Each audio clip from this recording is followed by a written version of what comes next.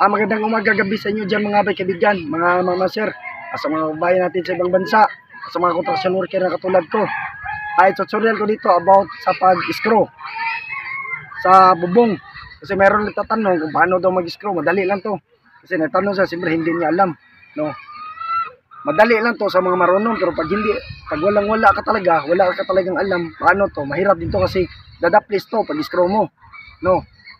Ganito, mayroong direct na screw, pwede din na gagamitan mo ng drill bit, pwede din gagamitan mo ng pako. Lagyan mo lang ng konti para mayroon siyang madaanan yung screw, yung dulo niya. O ganito, yung gagawin natin, yung direct na screw at saka drill bit lang. Hindi na tayo yung pupukin pa ng pako, no. Ganito lang. Yung una ito, direct sa screw. Ganito lang. Ito yung bubong pala, ano to, 0.6. Karamihan sa bubong 0.4, 0.5, 0.6. Ito yung makapal, no. Ganito lang ha. Screw, ganito. Oh. Ganyan.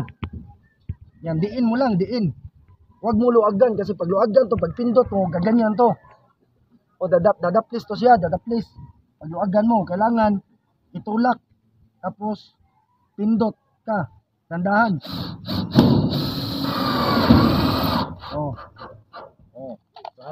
Iba naman ha. Oh, dito naman oh. Ganyan lang. Oh. Oh.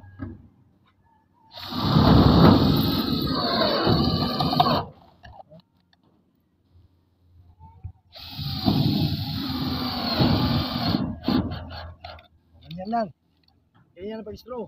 Ngayon, gagamit tayo ng drill bit. Mayroon siyang masundan. Kapag hindi ka sanay mag-screw, katulad sa amin, sanay na kami, hindi na kami gamit ng ano pa dyan, yung unahan siya.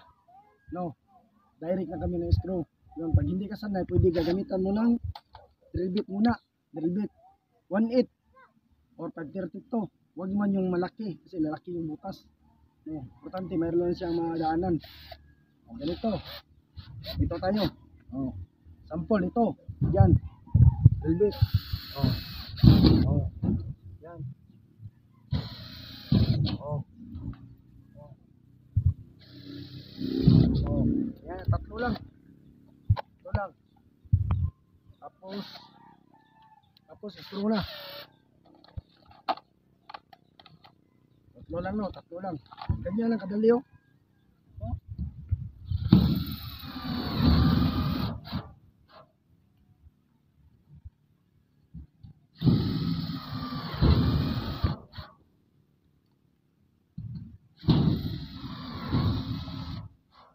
Oh. Ganyan lang. Ganyan lang kadali. Maraming salamat sa inyo dyan mga kaibigan, mga mamam sir. Sa mga kababayan sa ibang bansa. Sa mga kontrasyon na katulad ko, maraming salamat sa inyo. God bless sa inyong lahat. Ingat kayo palagi.